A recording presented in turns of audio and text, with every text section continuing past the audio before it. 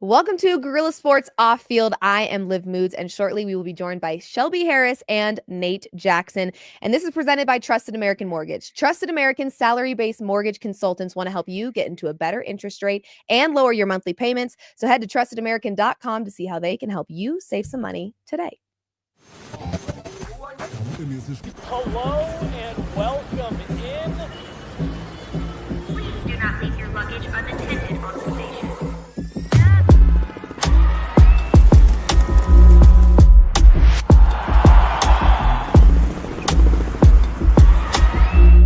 Welcome to the show.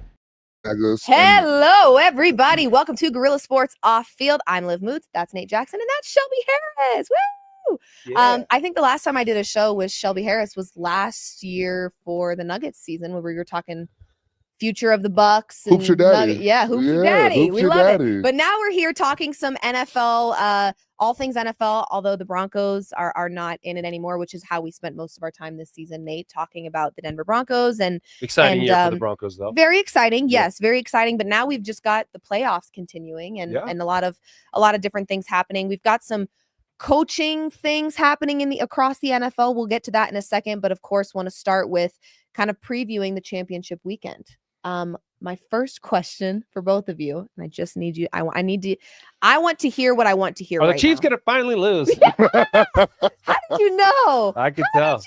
Oh, I've been doing shows with you for a while, Liv. You hate the freaking Chiefs, I hate them. and you're not alone there. But I mean, I'll let Shelby answer this, but I think they're going to beat the Bills, even though the Bills are favored. I just don't know how anybody's going to dethrone these champions. With the season that the Chiefs have had and just the amount of adversity the Chiefs have had to deal with, and for them to still be 15-2, that's a team that you can't bet against when it's playoff time. I hate it. You know, it's playoff time, and their whole season has been nothing but close games and just them battling. And I think they're more of a defensive team this year. Mhm. So it's hard to root against, the root for the Chiefs, but it's hard to bet against the Chiefs. And so I believe the Chiefs are going to win it. I was going to say it's hard to root for them, but harder to bet against them. You really can't do it. And that was honestly the angle that I took in last year's Super Bowl. I did not want to be putting my hard-earned dollars on the Chiefs in any capacity, but I did because I felt like the smarter. You know what they say? They say in the world of betting, you got to bet with your head and not your heart situation. 100%. And just talking about like the game and talking with people, I was like, God, I don't want it, but you have to be realistic. And the fact is, they're playing at a very high level. So we know that that's going to be a really great game no matter what happens. But I want to talk a little bit about the level of excellence that Jaden Daniels is playing with. I saw a commentator on social media saying that they believe he is actually playing. Out of all the quarterbacks left, he is playing the best currently right now. Do you agree or disagree with that statement? It's a big statement, but if you break down that. But if you take away the rest of the team, the records, how the games are ending, specifically looking at quarterback play, are you willing to give him that level of that's a one recognition? or two? Yeah, you're talking about one or two, because just based off of playoff play alone, it's either him or Josh Allen. Yeah, and it's crazy that we're not even mentioning Mahomes in this instance, but because he hasn't necessarily excelled, he just finds a way to win. They just had the one game too. Yeah, they had that bye, right? Yeah, but Jaden Daniels is really literally set himself far apart. I got a lot of hate from Broncos country for just trying to tell people that Jaden Daniels is a real deal. I'm not saying Bo Nix isn't. It's just that he's advanced for where he is right now as a rookie. We had to play him, and he chopped us up like it was nothing. Like it was too easy, and it's just everything that he does. It just seems like it's smooth, it's easy. The balls are exactly where they need to be. If the hands are out here, the ball's hitting them on the hands. And I think I've been very critical on quarterbacks lately, just about where the ball placement is. It's not exactly where it needs to be. And Jaden Daniels has amazing ball placement, and it just shows on game day. Yeah. The crazy thing is it's not supposed to happen like that with a rookie quarterback ever. I mean, rookie quarterbacks have such a hard time in this league because the transition, the game, the offenses are so much different. Defenses are so much better. They're so much faster. They disguise things so much better. And for whatever reason, it's not affecting Jaden Daniels at all. He had a really big game against the Detroit Lions. Who did they play in the first round? The Commanders played, was it the Bucks? Tampa Bay Buccaneers? Yeah. Yeah, they played the Buccaneers. And the Bucks didn't really give them that great of a game. You know, the Broncos went into Tampa and smoked the Bucks. I didn't think the Bucks were particularly that great. NFC South is, a struggle. Yeah. Just like the AFC South. The South is just struggling these days. Yeah. And the North was thriving. But 100%. Detroit, who had that bye, they were really, really banged up. They didn't play that well. So, I don't know. I mean, Philly, I think they can beat Philly too. I think it'll be a tough test for the Commanders in the Super They Bowl. always compete very well with Philly. Well, they Even beat 'em without on the Jaden trip. Daniels last season, it felt like Eagles Commanders games were always very, very close and competitive. So now you throw Jaden Daniels in the mix, but then you can't forget about the fact that then you throw Saquon Barkley into the mix. I think this game is going to be closer than people maybe think. Third game of the year, division foe. Throw out the records, throw out what we think we know about the teams. This is just going to be a good football game between two teams that know each other very well. And so it's a toss-up when you get to the playoffs when you do something like that. Because I remember when I was in Seattle and we went to the playoffs, we played San Fran for a third time.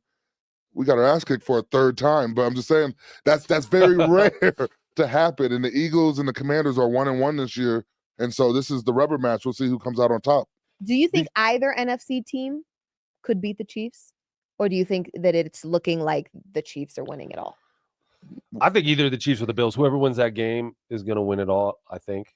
But, stranger things have happened. I mean, any given Sunday, that whole thing. 100%. But I think an interesting thing about these last four teams is that three of them, and you might even consider Patrick Mahomes this as well, are athletic running kind of quarterbacks. Yeah. And so is the era of the statue old-timer quarterback who just picks you apart, is that over? It's been done because think these it's D over, too. linemen, the linebackers are just way too athletic. You have DNs that run 4.4, that can bench 225, 35 Wasn't times. that the case 6-7 years ago, though? No, I feel like you're allowing the athlete to become unleashed now. You're playing to their athletic with superiority. Like what they do well is what these defenses want the players to do. And so you got to think you have these guys running 4.4 off the edge. But then now the game has evolved more now because it's not just Aaron Donald's not the only pass rushing inside lineman now. So it's all this push from the pocket. So if you can't move out of the pocket, you're just going to get annihilated, which you have been seeing.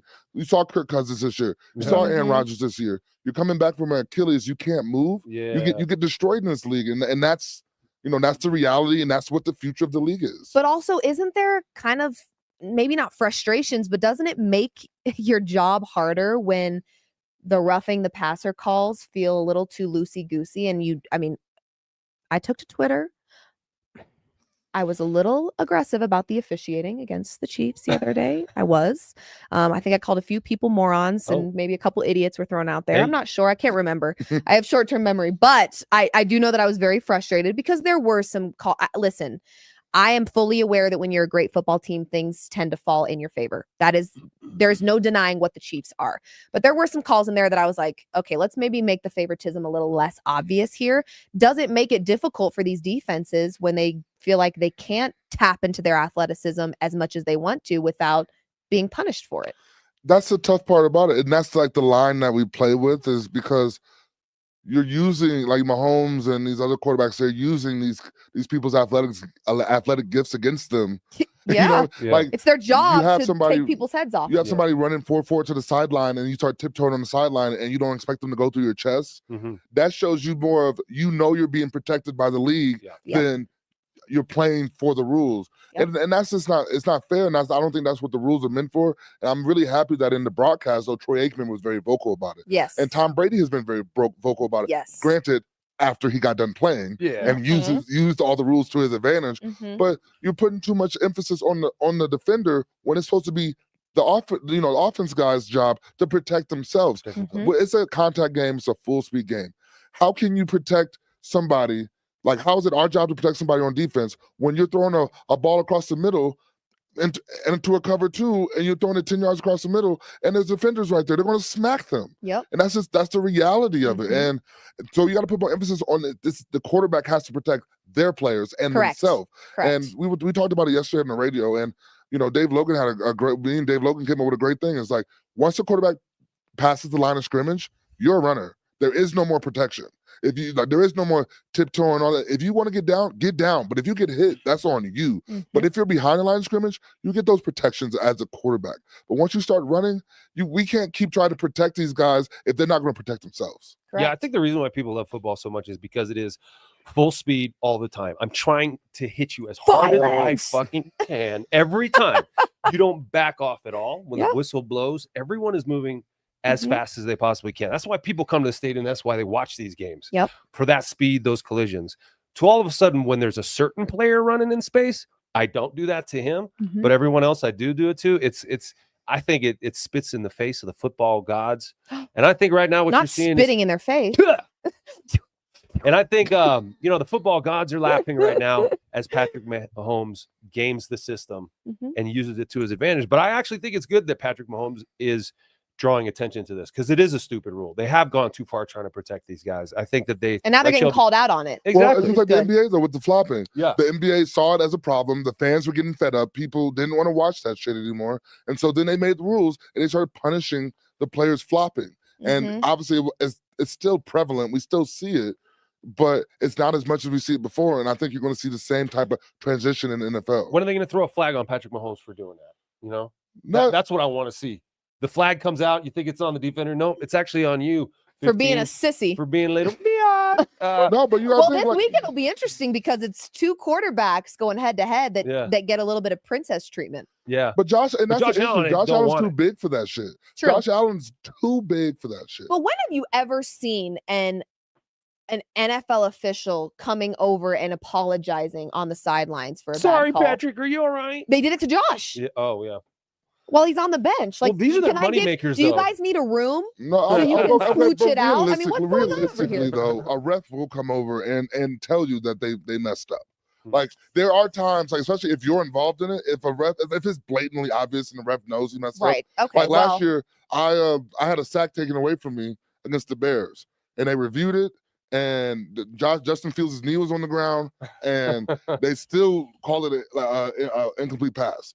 The ref came over and Lou was like, "That's bullshit. That should have been a sack." But like, they're not going to change. They're not always going to change the ref's call. That's just. I think it just looks bad because Josh was already sitting on the bench and the ref was weaving through to it was just kind of like, all right, let's get a room. This is weird. Come on, cut it out. I'm also just maybe still a little salty that my team's not playing. Probably. Well, I think they do want these quarterbacks, the ones that are the faces of the league, to play as long as they can. Of course. Want them to play till they're 40. Of course. But like Shelby was just talking about, the game has changed. And so these guys aren't going to play till they're 40. I don't think you're ever going to see a Tom Brady kind of situation again.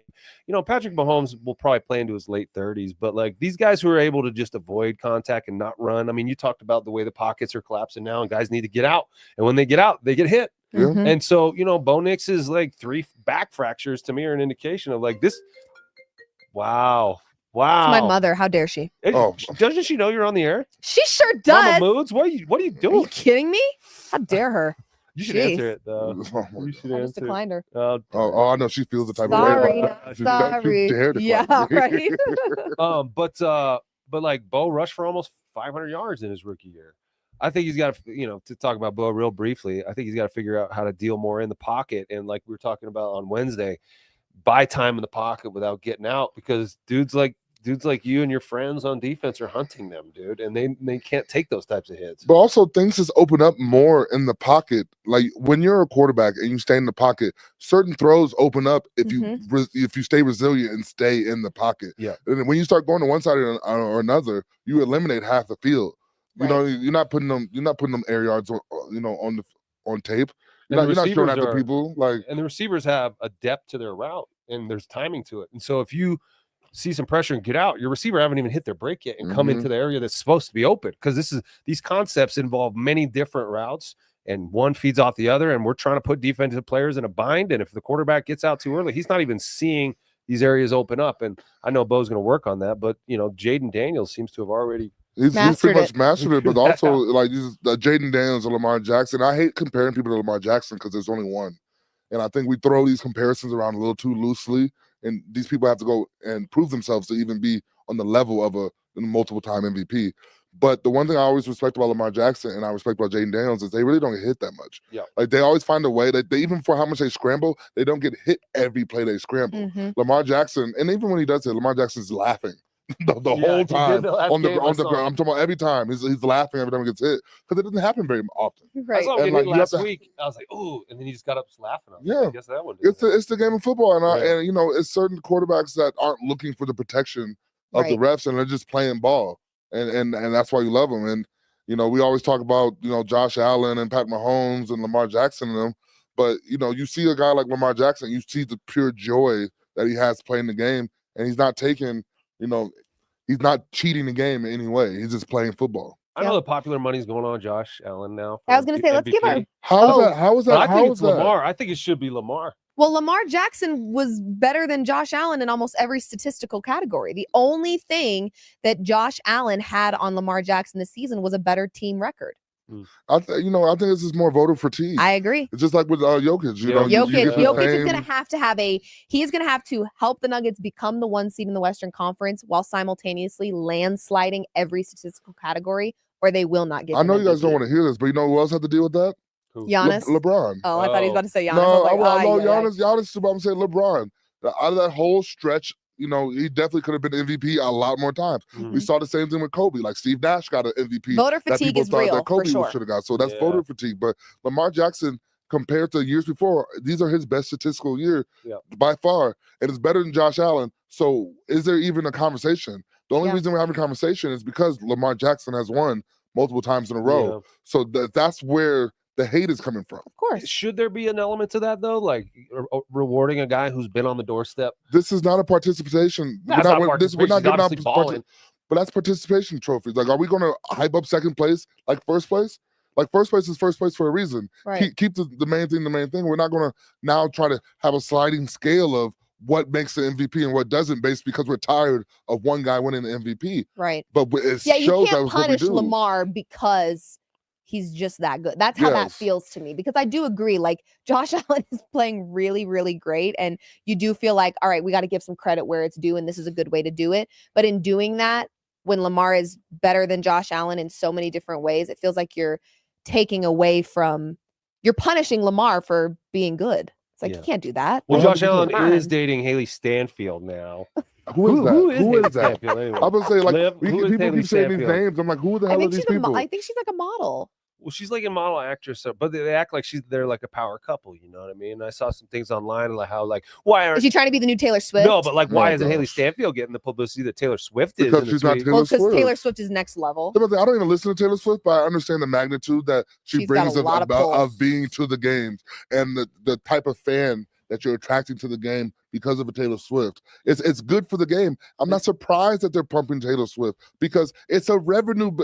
If it's going to make cash in NFL, they're going to do it. So are the refs thinking what you're thinking about Taylor Swift? Because you have to keep some type of integrity into the game too. Because if the players find out that this is what's going on, it's going to be immunity. But yeah, and that's why I would say it's not rigging an NFL game is not what people think it is, and it's not like, oh, they're just going to keep throwing flags like you saw in Remember the Titans. It's not like that. It takes 1 or 2 flags to change a whole game, the outcome of a game.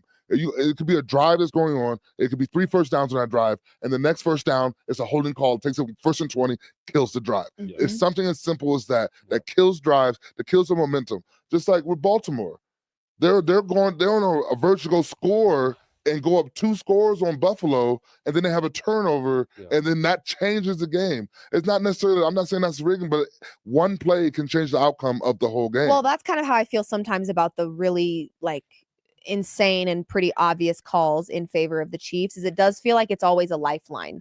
It's like 4th down, they're in the red zone, and they get another opportunity. And of course, Patrick Mahomes with another opportunity, probably going to score, and he usually does. So sometimes the calls, like, a lot of people will try to argue it and say, well, the Texans just didn't show up and CJ Stroud was getting knocked around. Yes, of course. But there was also some lifelines being thrown to one side that weren't being thrown to the other. And if you give Patrick Mahomes any extra opportunities, guess what? He's going to take advantage of them because he's just that good. But, you got to beat the Chiefs. You got to really beat the Chiefs. Yes. And that's just like how it was with the Patriots back in the day. You're not going to beat them by a last-second field goal. You have to go in there and dominate them from start. They got that thing blocked. Exactly. So, because once again, you're not going to beat them by a last-second field goal. You have to go in there and really dominate them from start to finish, and not even make it a close game. Make it that you take all the other variables out of the game. Yeah. Okay, so let's give our before we move on. What? Sorry. I know. I want to ask Shelby about the Chiefs' defense because they're really good. Yeah, What makes them so good? we know. You see Chris Jones in there That's it. causing that. No, but then the resurgence of Karlaftis, and then you got Amenahu on the other side really going on. You got Warden that's really becoming his own. That whole D line is producing. Karlaftis had 8 sacks this year, and then he had 3 in a game in the playoffs. Like, this is the Chiefs' formula. They haven't scored over 30 points all season. And so they're winning games based off of defense. No, they haven't. That they're a defensive team this year. What is the defensive trend in the NFL right now? Like you hear a lot about this, like deep shell coverage, keeping everything in front.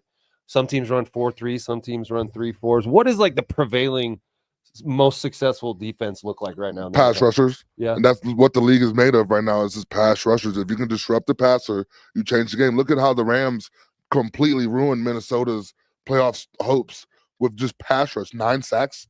And that's the thing. Inside pressure is the name of the game now. These quarterbacks are so trigger happy and they're so ready to just scramble and leave the pocket that if you get inside pressure, it makes them that they're not even looking at their reads, they're just trying to save their life.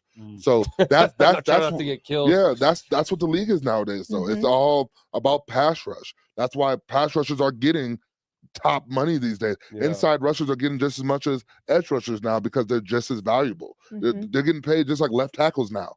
That's just as important on the defense as the offense. Secondary not as important. No, anymore. they are, but secondary can't do anything. Well, our biggest thing that we always say in Cleveland is rushing coverage. Like, we'll have Jeff Anderson will always, and he's coaching the Senior Bowl this year. He'll come up and just pop in our meeting room and say rushing coverage, and we'll work together. Because if you don't have a rush, your coverage is not shit. If you don't have coverage, the ball's coming out quick, you're not getting sacks. And so we truly work together. And so what Spags is doing with this multiple defense, they're not just giving you one look. They're showing a 4-3, and then they show you a 3-4, whatever the hell works. And that's how it's supposed to be.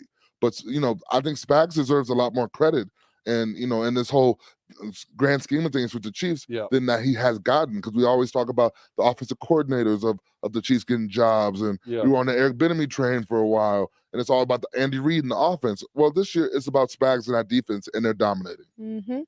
So let's give our quick predictions on how we think this weekend is going to unfold. I think we all can agree that as much as I don't want it to happen, the Chiefs are likely going to advance. And, oh, God, it just hurts. I felt that right here when I said that. Yikes. Ouch. How do we think right now? It's looking like around 6 to 6.5 points that the Eagles are being favored. So there's an expectation that they're going to win by maybe at least a touchdown. Do you foresee that happening? Do we think there's an upset on the horizon for the Commanders? Are they capable of that? How are we feeling about that matchup? Hey, I am a big believer of go with the hot team. The Commanders are the hot team. They are. Before the playoffs started, my prediction was Baltimore Eagles with Baltimore winning. But now that obviously Baltimore lost, and just with how hot the Commanders are, you can't bet against them right now. And I agree. And with how well Jaden Daniels is playing, and then also how poorly the Eagles' passing offense has been over the last couple of weeks. You really got to watch out for that, because also with the emergence of Marshawn Lattimore really actually finally getting healthy, like the Commanders' defense has been brutal to play against. With Frankie Louvo, you got Bobby Wagner. Really, you have those guys up there, and then you still have the guys up front with a John Allen, De'Aaron Payne. Like that defense is legit, and they know how to play the Eagles, and so you got to go with the hot team. So I got to say it's going to be Commanders Chiefs. Yeah, I mean, I agree with Shelby. I think the Commanders are the team of destiny right now. And Can you believe a rookie? Well, I mean, this is just the coolest thing ever. And it's not just about Jaden Daniels. No, it's. I'm just saying. No, that's but what like I'm saying is like part. the team of destiny part. It's like they went through an ownership change. It's like ding Coaching dong, changes. the witch is dead. Dan Snyder's gone and like lifted all this dark energy off the organization, and everyone's all of a sudden feeling really great about it. The fans get re-galvanized. Dan Quinn comes in with his backwards hat, and he's like got Cliff Kingsbury there, who took a year off and went to Thailand and was hanging out on the beach with some Instagram models, like paid all on the beach, and all these dudes who've been through like it's kind of like the Broncos sort of this season, whereas like they've been bad for so long. Resurgence. Yeah, like guys like Terry McLaurin who'd been there through the whole thing. Now he's like, galvanized by this moment too. What was that? He's like, what? Okay, He's there like, it is. yeah. He was, No, he was like, like I thought foam was clicking about to up start a- coming out a of his next mouth just level, now, you actually. know well, what I'm saying? I do think that the Commanders do have a real big key injury that is not going to be talked about because it's an old lineman. But Sam Cosmi tore his ACL. He's out for the year, out for the rest of the playoffs. And, obviously ACL this late will linger into next year. Yep. But he's their best offensive lineman. Mhm. And against the Eagles D line that, Ooh, we've seen. that could be the X factor. And I think that will be a big, wait and see moment to see if it actually makes a difference. What a matchup, though, if we're right, the Super Bowl, Jaden Daniels and the Commanders versus Patrick Mahomes and the Chiefs. What a story that would be if the Commanders could dethrone the Chiefs and prevent the three-peat. No, seriously, with I would a rookie freak out. quarterback. That'd be like the ultimate sort of, F I don't you. know, climax for everyone who wants to see the Chiefs. But don't count out the Bills, though. The Bills, I'm getting violent, Liv. the Bills have been legit this year They just have. because they've taken some pressure off of Josh Allen. Yeah. They haven't made him be that gunslinger, and they've really committed to the run, which has made Josh Allen's life a lot easier. So if they can just keep doing the same things that they were doing during the season in this beginning of the playoff run and not try to put too much pressure on a Josh Allen to do too much, then you don't count out the Bills. But until the Chiefs lose, I'm not betting against the Chiefs. Fair. Yeah, another comment on these 4 teams that are remaining. You mentioned running the football. All of them commit to the run. I mean, the Chiefs are they just find ways to win, but the Bills, the Commanders, and the Eagles all are sort of at least 50-50, but some, almost lean towards the run. When for so many years we were hearing about how this is a passing league and it's a pass. Is the pendulum moving back to a sort of a run dominant team? Well, yeah, because you're loading teams up with these pass rushers. Well, then, okay, play the run. Yeah. Prove to me you can play the run. Mhm. You obviously can run upfield and you can run a 4-3 and dip and sack the quarterback. All right, well, then play the run. Because I was saying this yesterday on KOA. I think that if Look you at you, man, yesterday. Yeah, I'm all over the place, bang, baby. bang, Big boom, shell boom. all over the place. No, but what I was saying is if I'm the Bills, I'm gonna at least see what happens. I'm gonna try to run the ball at Chris Jones because he can be that wild card in there where he does like to swim around blocks. He does like to kind of freelance and freestyle a little bit. So if you can get a big play early from him trying to make plays, it's only going to help you towards the end. Yeah, I agree. What about Okay. you, Liv? What do you think? Yeah, Liv. I actually think we're going to see the Bills upset the Chiefs. Oh, I like it. Okay. I think it is going to. I am picturing Bills Eagles right now, Oh, wow. and then I think the Eagles come out on top. Bills, Eagles. Mm-hmm. The Eagles feel like a quiet, threatening team right now. Like there's not a lot of hoopla around them. There's not a lot of noise, and I think they're probably trying to channel that into like nobody thinks we can do it, even though Well, you've got people have Jalen been Hurts and Saquon Barkley. No one's underestimating them, but they're just not getting right now. It's like the rookie of potential 4-time Super Bowl. Josh Allen's an MVP. Like there's kind of some like quieter volumes when we talk about the Eagles right now because it's like they're good. They've made it this far. They can't. It's not like they're a bad football team, but there's been some concerns about the pass game, and there's been some things. So it's like we're just not really. I don't know. They just feel like the sneaky team that I think is still playing at a very high level. We're just not giving them a ton of attention around it. And I think they can channel that into like, nobody believes in us and be more motivated. I think they've been an interesting team this year because like you said, people have been like talking crap about them all year. Like the offense and sucks. And then literally they could win. be in the Super Bowl. Sirianni literally was already he was on the hot seat halfway through the year. They were talking about firing him. If you Now they're see the 7-2. tone, if Like- you just think about the tone that people have had with the Eagles, it hasn't been super positive, and they are playing in a championship game this weekend. So it's like, we're just not talking about them.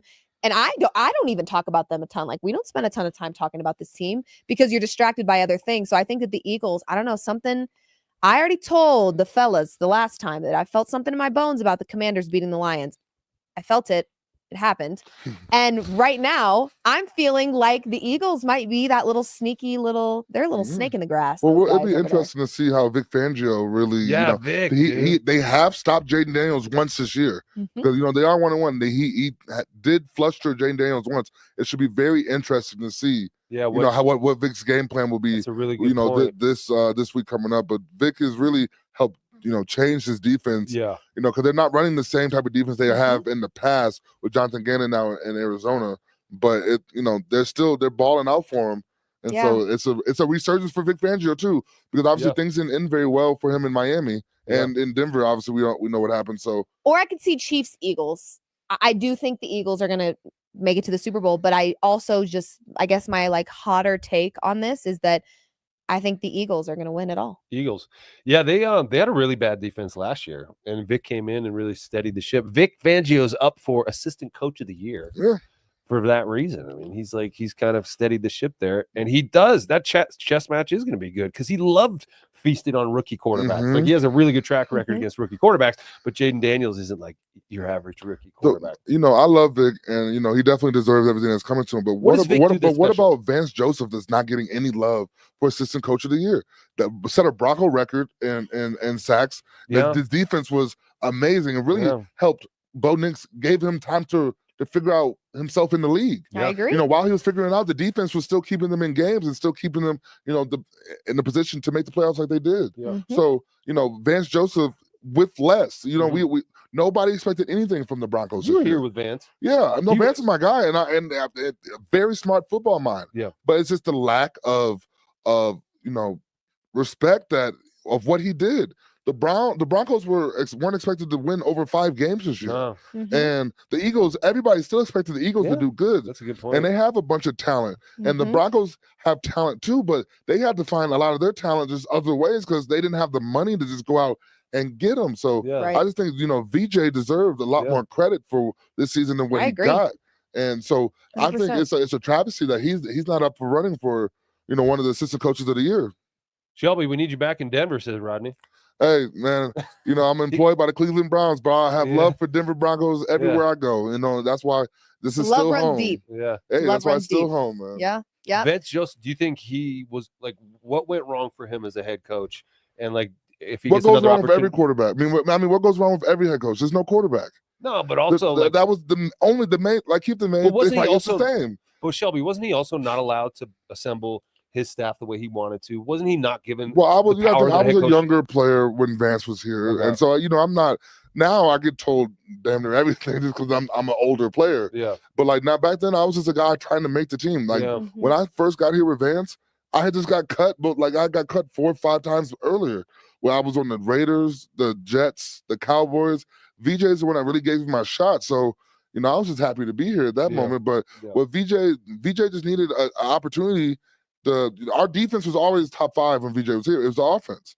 And you see the same thing out of Ben Johnson on his decision-making of why he went to Chicago and why he didn't choose Vegas, the quarterback. You're not going to win without a quarterback. I think Ben Johnson's quote was great, where he's like, the quarterback is more important than turnover differential now. Oh, wow. Like the quarterback, your win losses are strictly determined by who your quarterback is a lot of the time. So that's why he chose to go to Chicago. And I think that's why you see Vic. That's why Vic struggled. That's why VJ struggled. And so you can't fault a defensive head coach if he doesn't have a quarterback. Yeah, fair.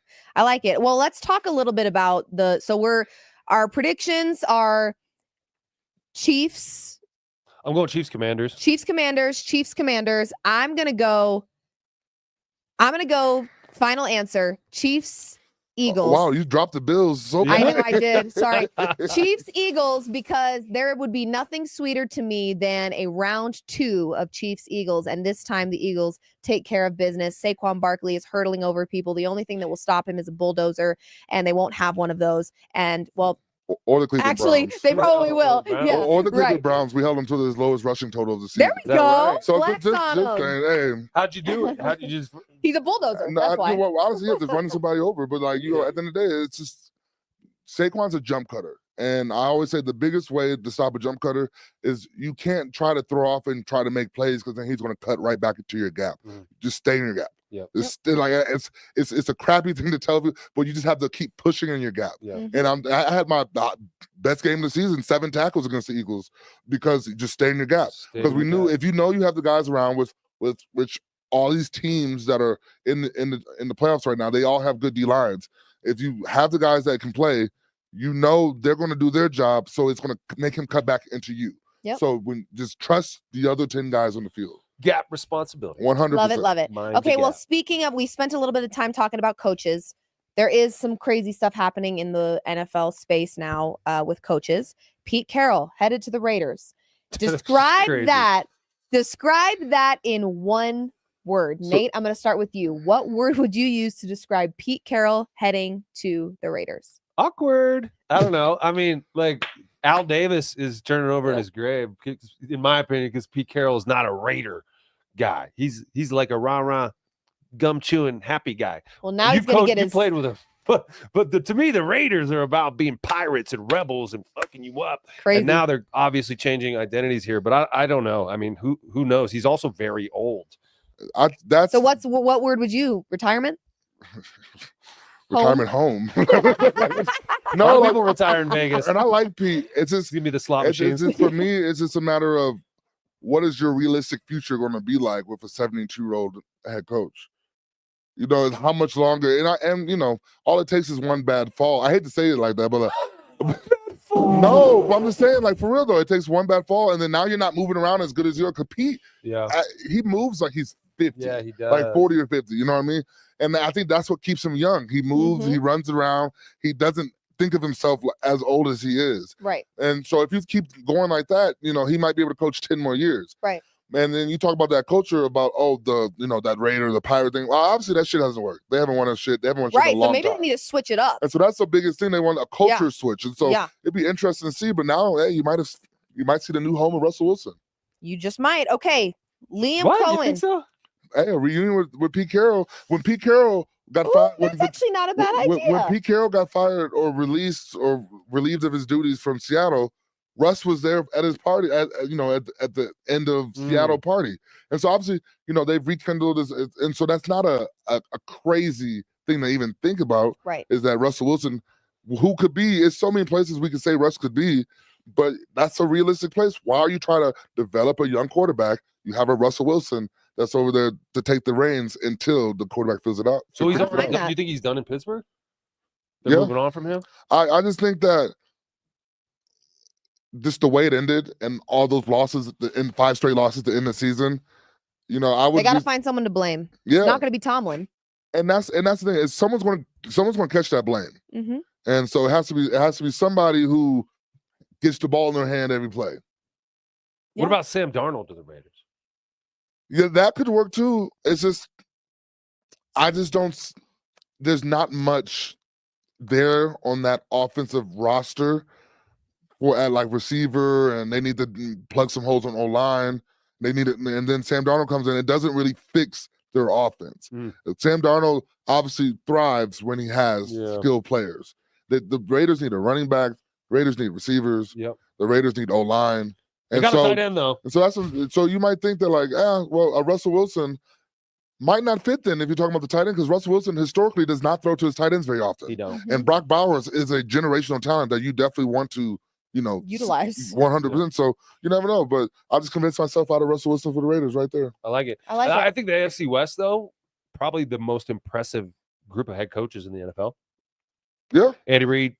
Well, now you got Pete Carroll. Yeah, Jim Harbaugh, Sean Payton. Mm-hmm. They all have Pete status. Carroll. I guess if you want to just think about recently, it's really they're just all kind Andy of Reid. old-timers, Yeah. so. Well, yeah, it's just Andy Reid really recently, but they've all won something other than Jim Harbaugh. Yeah. You know, they've all won a Super Bowl. So this is, probably the best division of coaches in the league. Yeah. But Jim won a national championship in college. Meh, meh, meh. Does that matter? Yes, it does. I'm just being a jerk. Does it really? Not in the NFL. Doesn't mean shit in the Not NFL. on this level. Say, but it mattered then for sure. Like, for him, that's his cool. Michigan friends, yeah. Okay, Liam Cohen is going to be the Jags head coach after ghosting the Bucks all day yesterday. What a little crap starter. I love that. He now gets to help select the new GM, similarly to Kyle Shanahan helping bring in John Lynch. How do we feel about Liam Cohen with the Jags? Jags need some help, a lot of it. So shoot, I just know the Jags to me seem like a dumpster fire organization. A bit. I keep hearing that word when it comes to the Jags. It feels that way. A garbage can blaze, whatever it is, like just freaking. I don't know. Looking for synonyms now. Yeah, I mean, it's just they can't seem to get it right. Urban Meyer was there. They brought in Tim Tebow to play tight end. I mean, you get a generational quarterback in Trevor. What's his nuts, and he can't figure it out. Like I don't know. Well, I think that means he might not be generational though. No, I agree. Also, did you see how large Trevor Lawrence's new baby is? Well, that's a big ass baby. What do you mean? But Trevor Lawrence is not little though. Like 10 pounds. That wasn't baby it? was like 10 pounds. But like Trevor Lawrence, huge. Trevor Lawrence can you is throw 6'5" though. You know what I mean? So it's like Trevor Lawrence is a big dude. Thomas, can you throw a picture of Trevor Lawrence's baby up there? I mean, can we do that? I bet I could pull it up and show you on Google. No, but like no, don't worry about it. the Don't show it. Jags are. Hey, What's going on with Jags, Shelby? I just think it's Yeah, what's their interesting the problem? fact of Liam Cohen. You go there and pretty much they're like, yeah, I'm not working with Trent Baalke, and then he goes back to Tampa. They try to make him the highest paid coordinator ever. He sneaks away in the night, goes back to Jacksonville after they fired Baalke.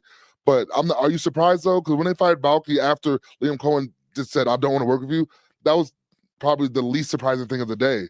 And then so I wasn't surprised that he then went back and was like, I want the job, I just don't want to work. I want to choose my own GM. Because nowadays, like the GM head coach pairing is so important because if you're a young head coach, you have a plan in mind. Mm-hmm. It's like a Ben Johnson. I know Ben Johnson went in there with the idea that I'm going to be able to help choose who's going to be working in my system, because you want the players that you want in your system. Most teams don't let their coaches decide the roster. And so if you're a new head coach going into that situation, you kind of know who you want. Right. And so to have that power of the roster, that's huge. And so when you have a Baalke guy, like somebody that's already established, a GM, that doesn't really work with you. So you want somebody that's like-minded to be able to make the same decision. So, I think it's a good move for Liam Cohen. Obviously a good career move.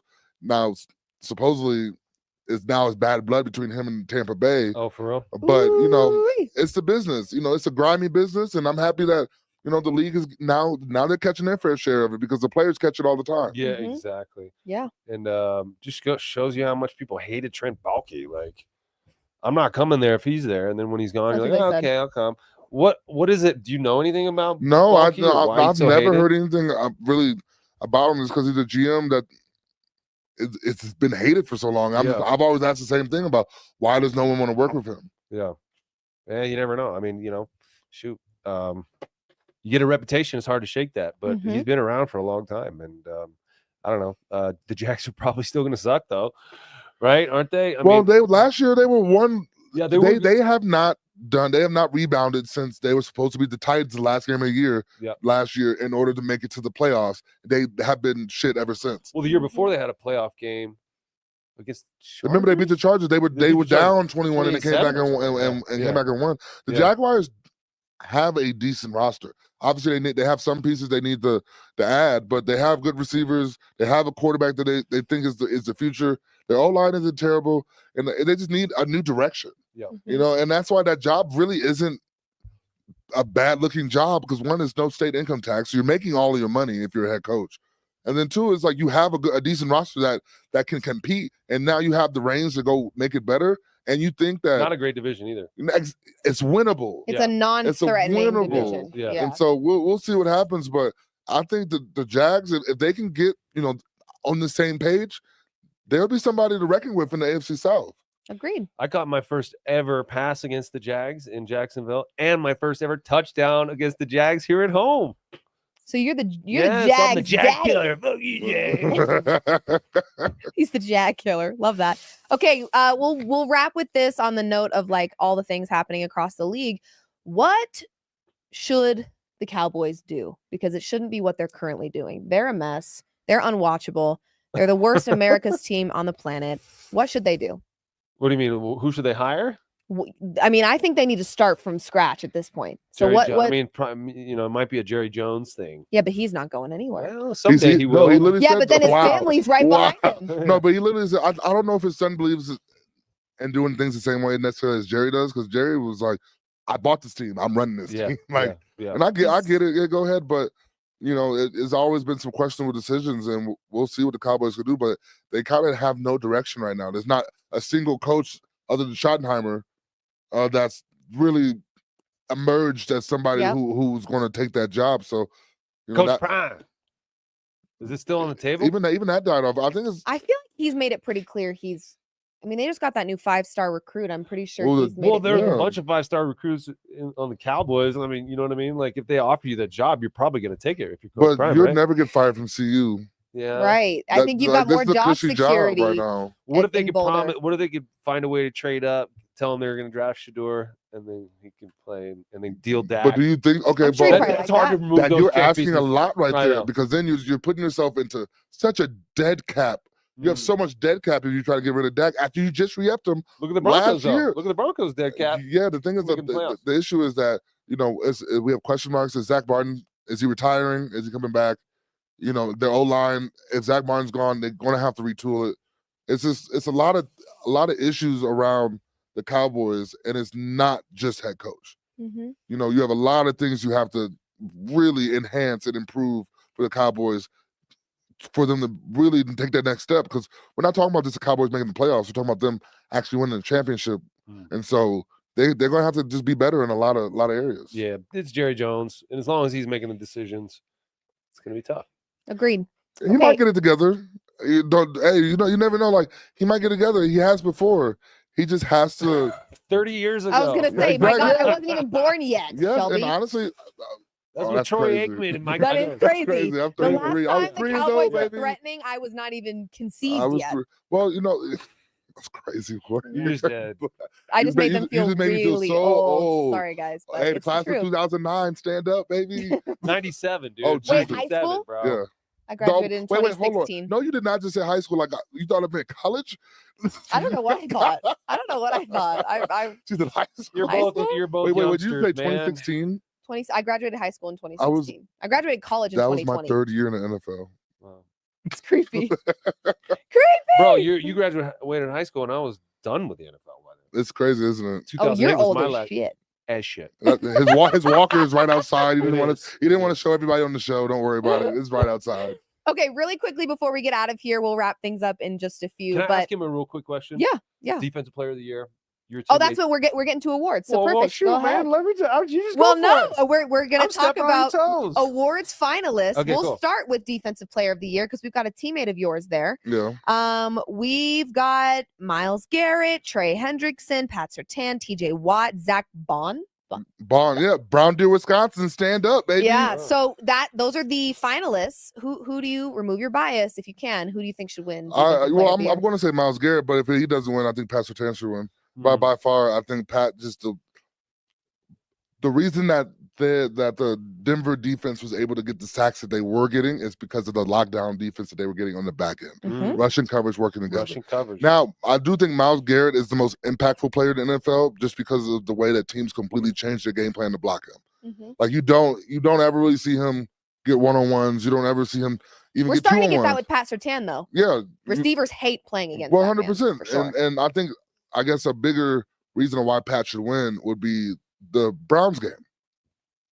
When Jerry Jeudy was on Pat versus when Jerry Jeudy was off of Pat, you see an all-pro performance off of Pat, average performance on Pat. Mhm. And so I just think that's been the narrative with Pat since he came in the league. So the only time I could ever really think of Pat really getting beat like that was at Devontae Adams when he was with the Raiders that Yeah, a won couple the game winner when he's like he's good, he's not ready yet. He's not there yet or whatever. That's the only time I can think of Pat. But it's Pat, if he does win, he's very deserving. I know he's the odds-on favorite Mhm. right now to win, but just the way that Myles Garrett impacts the game, and just the way that he changes the way that they have to really run their offense, I think obviously he should get consideration. But I am biased extremely. I'm not going to deny that. Yeah, the way Myles Garrett rips quarterbacks' helmets off and hits them over the head with it, it's really impressive. Well, hey, maybe watch your mouth, but don't say some slick shit. Right. There you go. I'm with you. Because Hey, these man. men, they're violent. I Maybe put wouldn't. your chin strap on, dude. 'Cause, Right. You don't want that.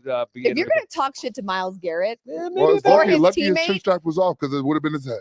Yeah. Right. I'll tell you that right correct. Okay, let's. Can I say? I say PS2. I'm going to echo the PS2. Yeah. Because Okay. Myles Garrett's won it again when we're doing the Josh Allen thing.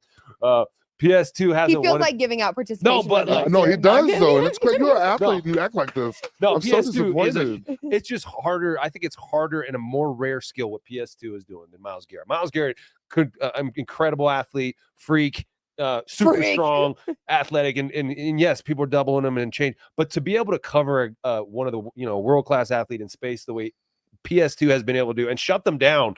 I mean, he gave up like under 300 total yards all season long to receivers. And every once in a while, a corner, no matter how good he is, Champ Bailey, Deion Sanders, they get beat. Mhm. You didn't really see PS2 get beat at all this year. He can tackle too. He's tough. I think PS2 gets it. Well, he could have got beat. We just like to put the blame on. We like to take the blame off star players and put it on other people. What you talking I'm not. It's we've seen it before and with DBs before, especially when you in the PFF era Oh, where we like to like it could be somebody's fault. yeah, right. And I'm not saying this is PS2, I'm just saying this in general. Yeah. It could be somebody's fault. You And it's like, no, he wouldn't mess up. We're gonna put it on the other guy. Yeah. And so then those stats start to get a little bit skewed. Like I'm a big believer of like, we talk about PFF and all that stuff and I hate PFF. a great analytics or whatever they keep talking about, but you don't even know what the hell they're running on as in a play. You don't know what their responsibilities are. So you don't know if it's their fault or not. We're taking an educated guess. Yeah. And I think that's the issue I guess I have when we talking about stats of DB, what the DBs gave up or not.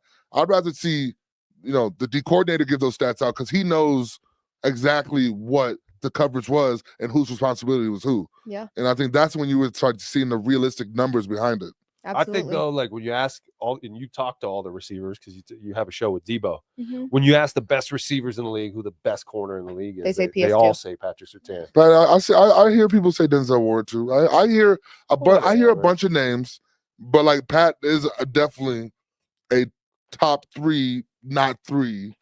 Why is he like a defensive player of the year finalist if he's just top 3?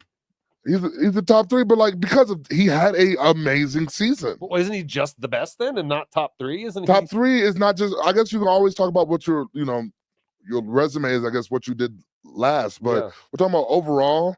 You still got to talk. I think Pat is he's top 3 because I think it's a sliding scale. One week it could be Pat, the next week it could be Jalen Ramsey, the next week it could be Denzel Ward, but then Pat again. Like I'd say Pat more often than not this year was the number 1 DB. But then there's some weeks where it was somebody else, and that's okay. But I'm just saying it's a sliding scale. But Pat, I think he will win Defensive Player of the Year. I'm going to go Pat, just, because, I like him a lot. Really quick, we're just going to do a couple more of these. I think it's pretty safe to say here that Jaden Daniels is the Offensive Rookie of the Year, but it does not go without saying that Brock Bowers had a great season. Oh, yeah. You've got Malik Neighbors. I know the Giants were struggling, but Malik Neighbors had a really great season. Bo Nix, Brian Thomas Jr. Yeah. There was a lot of talented rookie play this year, so you've got to give credit where it's due there, but Jaden Daniels feels like he's kind of running away with that one. I do want to ask you guys, I find this one interesting. Comeback Player of the Year. You've got Joe Burrow, Sam Darnold, J.K. Dobbins, Christian Gonzalez, and Damar Hamlin. To me, had the Bengals had a better record, Joe Burrow would be the MVP and it wouldn't be close. Yeah. That's the type of season that he had, in my opinion.